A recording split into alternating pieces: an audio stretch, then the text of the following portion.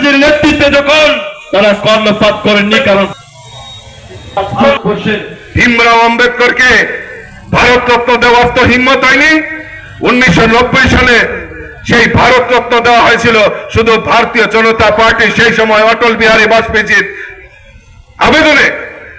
সেই সময় ভারতবর্ষের সরকার সেই সময় ভীমরাও আম্বেদকরকে 1990 সালে সেই ভারতরত্ন দিয়ে সেখানে ভূষিত করা হয়েছে। মোদীজির নেতৃত্বে সরকার সিদ্ধান্ত নিয়েছে আমাদের ভীমরাও আম্বেদকরের যে পঞ্চস্থান রয়েছে, সেখানে তীর্থস্থান, ওনার জন্মভূমি, কর্মভূমি, তীর্থভূমি, সমস্ত এই যে 5টা ভূমি রয়েছে, সেখানে মোদীজি সিদ্ধান্ত নিয়েছে এই বাবা সাহেব আম্বেদকরকে ভোলা যাবে না, উনার অপমানকে সহ্য করা যাবে না। তাই এই 5টি স্থলকে উনি তীর্থস্থানে পরিণত করেছেন। এটা ভারতীয় জনতা পার্টি সরকার।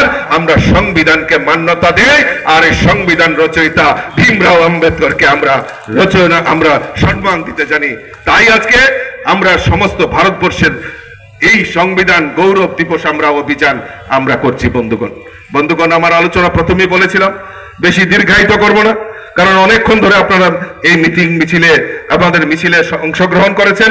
তার জন্য আমি শহর জেলার সমস্ত সদস্যা, সমস্ত মন্ডলের যারা এখানে প্রতিনিধিরা এসেছেন, সকলকে আমি ধন্যবাদ জানাচ্ছি।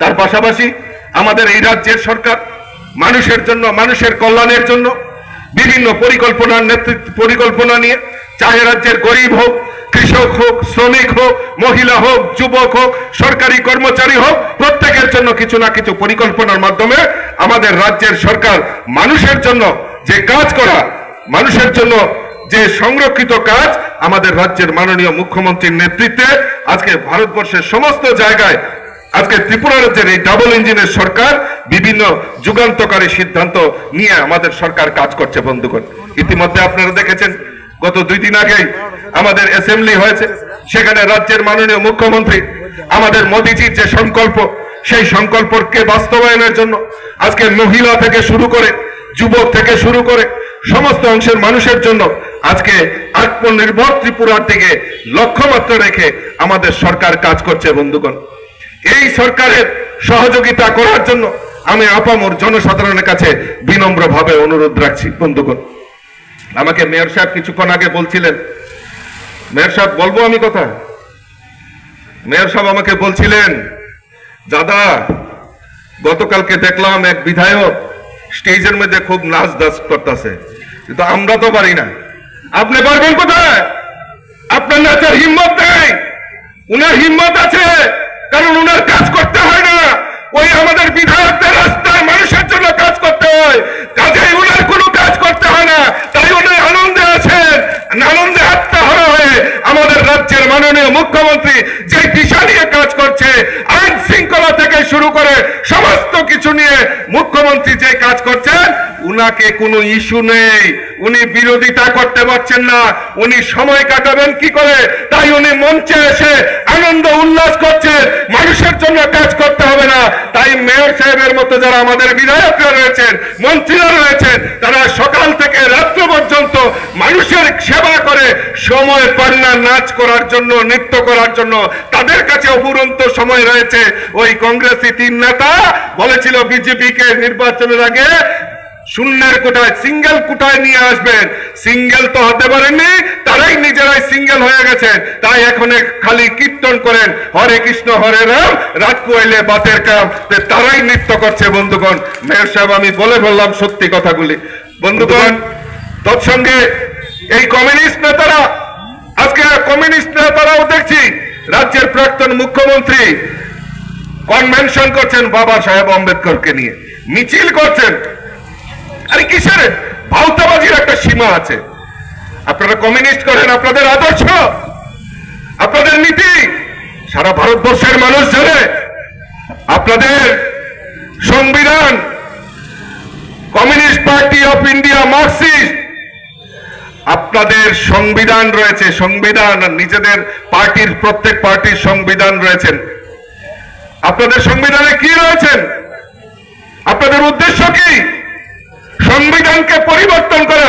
এটা আমার কথা নয়, আমার কাছে রেকর্ড রয়েছে আপনাদের সংবিধানে। আপনাদের উদ্দেশ্য কি? আছেন সোশ্যালিজম, কমিউনিজম, সমস্ত স্টেটে সেটি এস্টাবলিশ করা এবং সমস্ত কিছু বাদ দিয়ে আপনারা ডিক্টেটরশিপ চালু করতে চান। আর সংবিধান নিয়ে আপনারা বড় বড় কথা বলেন, লজ্জা থাকা উচিত। এই ভীমরাও আম্বেদকরকে নিয়ে, বাবা সাহেবকে নিয়ে আপনারা কনভেনশন করছেন, আপনাদের প্রাক্তন মুখ্যমন্ত্রী গিয়ে বক্তব্য রাখছেন।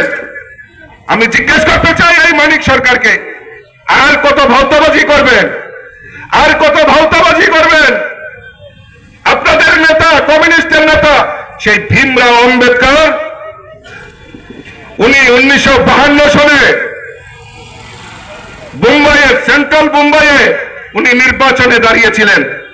আর সেই সময় কমিউনিস্টের নেতা শ্রীপদ অমৃত ডাঙ্গে উনি বলেছেন যে ভীমরাও আম্বেদকরকে নির্বাচনে জেতানো যাবে না, উনাকে আপনারা ভোট দেবেন না, প্রয়োজনে ব্যালট পেপার ছিঁড়ে ফেলে দিন, তবু ভীমরাও আম্বেদকরকে আপনারা ভোট দেবেন না। আর আজকে ওই সিপিএম এর নেতা মানিক সরকার কনভেনশনে গিয়ে বক্তব্য রাখছে, বুকা বানাচ্ছেন ত্রিপুরা রাজ্যের মানুষকে। লজ্জা থাকা উচিত। বারবার ভীমরাও আম্বেদকরকে আপনারা অপমান করেছেন, আর এই কংগ্রেসের দোসর হয়ে আপনারা এখন সাধু সাধার চেষ্টা করছেন। পথ অতিক্রান্ত করে আপনারা এই সভাস্থলে উপস্থিত হয়েছেন, কাজেই বেশি বক্তব্য রাখার প্রয়োজনীয়তা নেই। আমি ছোট্ট করে আপনাদের সামনে আমার বক্তব্য তুলে ধরব। বন্ধুগণ, আপনারা অবগত আছেন যে আমাদের ভারতবর্ষের সংবিধান গত 26 নভেম্বর 2024 তারিখে 75 বছর পূর্তি হয়েছে। এই সংবিধান আমাদের প্রত্যেকটা নাগরিকের কাছে ধর্মগ্রন্থের সমান। এই সংবিধান আমাদের কাছে সার্বভৌমত্বের, যারা ভারতবাসী হিসাবে আমাদের স্বাভিমান। আমাদের কাছে সংবিধান এটাই ভারতবর্ষের ঐতিহ্যবাহী সংবিধান। এই সংবিধানকে আমরা বিগত কয়েক দশক ধরে, আমরা যে সময় ভারতবর্ষের মানুষ 75তম এই সংবিধান দিবস আমরা উদযাপন করছি, আর ঠিক সেই যারা এই দেশকে অধিকাংশ সময় আমাদের ভারতবর্ষকে শাসন করেছে, তারা বারবার এই সংবিধানকে অপমান করা, এই সংবিধানের রচয়িতা বাবা সাহেব আম্বেদকরকে অপমান করা, এইভাবে আমাদের ভারতবর্ষের সংবিধানকে বারবার তারা অপমান করেছে। আর ইদানিং আমরা দেখছি সেই তথাকথিত যারা ভারতবর্ষকে অধিকাংশ সময় ধরে শাসন ক্ষমতায় ছিল এবং তাদের যে সহযোগী যে কংগ্রেস এবং কমিউনিস্ট, তারা এখন দেখছি বর্তমানে এই সংবিধানকে মাথায় নিয়ে বিভিন্ন জায়গায় প্রচার প্রসার করছেন, কনভেনশন করছেন, র্যালি করছেন। আমি তাদেরকে প্রশ্ন রাখতে চাই যে তাদের সেটা অধিকার আছে কিনা, তাদের অধিকার রয়েছে কিনা। বারবার সংবিধানকে অপমান করা হয়েছে, আর আজকে সেই কংগ্রেস এবং কমিউনিস্টরা এই সংবিধানকে নিয়ে তারা মাথায় নিয়ে নাচছেন এবং বিভিন্ন কনভেনশন করছেন। লজ্জা থাকা দরকার।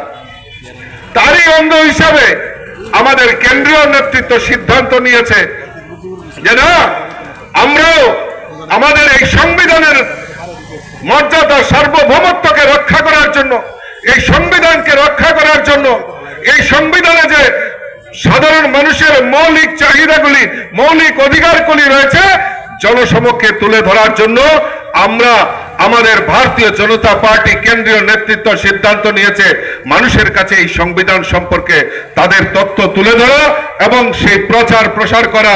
এবং বিগত দিনে এই সংবিধানকে বারবার আক্রমণ করা হয়েছে, তার জনসমক্ষে তুলে ধরার জন্য আমরা এরকম র্যালি সংগঠিত করছি।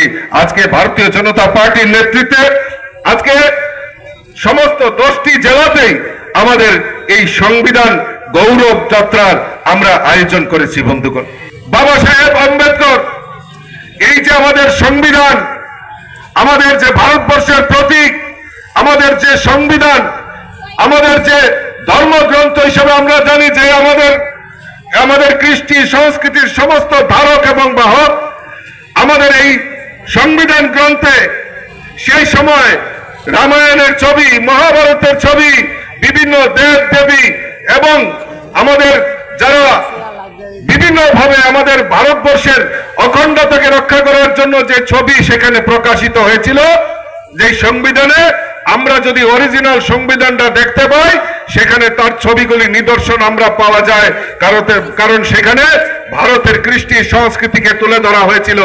আর জওহরলাল নেহরুর নেতৃত্বে সরকার সেই সময় ওই সংবিধান থেকে সংবিধানকে সংশোধনের মাধ্যমে তারা ওই সময় এই সংবিধানের যে চিত্র প্রদর্শিত ছিল সেইগুলি মুছে ফেলে দেওয়া হয়েছে। সেইভাবে বিভিন্নভাবে আমাদের এই সংবিধানকে অপমান করা হয়েছে। আমরা সবাই জানি ভারতের অখণ্ডতাকে রক্ষা করার জন্য বিভিন্নভাবে আমাদের ভারতবর্ষের বিভিন্ন নেতারা সেই সময় জলাঞ্জলি, সেই সময় বলিদান হয়েছিল। আর সেই জওহরলাল নেহরু ভারতবর্ষকে ভাগ করা, যে কাশ্মীর ভারতবর্ষের অভিন্ন অঙ্গ, এই কাশ্মীরকে আলাদা করতে হবে, 370 ধারা সেখানে প্রবর্তন করা হয়েছিল। সেই সময় তৎকালীন আমাদের সংবিধান রচয়িতা ভীমরাও আম্বেদকর বারবার সেখানে বাধা দান করেছিলেন, কিন্তু জওহরলাল নেহরু কর্ণপাত করেনি। সেখানে 370 ধারা প্রবর্তন করে সেখানে সেই সময় কাশ্মীরকে ভারতবর্ষের বাইরে এবং ভারতবর্ষকে ভাগ করার প্রয়াস সেই সময় জওহরলাল নেহরু করেছিলেন। একমাত্র ভারতবর্ষের সেই সময় ভারত কেশরী ডক্টর শ্যামাপ্রসাদ মুখার্জি আমাদের নেতা সেই সময় রুখে দাঁড়িয়ে এই 370 ধারার বিরোধিতা করে ওনাকে বলিদান হতে হয়েছিল। স্বাধীন ভারতের প্রথম শহীদ ভারত কেশরী ডক্টর শ্যামাপ্রসাদ মুখার্জি সেই ভারতের 370 ধারার ভারতের অখণ্ডতাকে লড়াই করার জন্য বলিদান হয়েছিল। আর আমরা ধন্যবাদ জানাই আমাদের ভারতবর্ষের যশস্বী প্রধানমন্ত্রী নরেন্দ্র মোদীজির নেতৃত্বে সরকার সেই ভারতের অখণ্ডতাকে রক্ষা করার জন্য কাশ্মীরকে 370 ধারা বিলুপ্তি করে প্রমাণ করেছিল যে আমাদের সংবিধানের প্রকৃত যদি সম্মান করে থাকে আমাদের নেতা যশস্বী প্রধানমন্ত্রী নরেন্দ্র মোদীজি।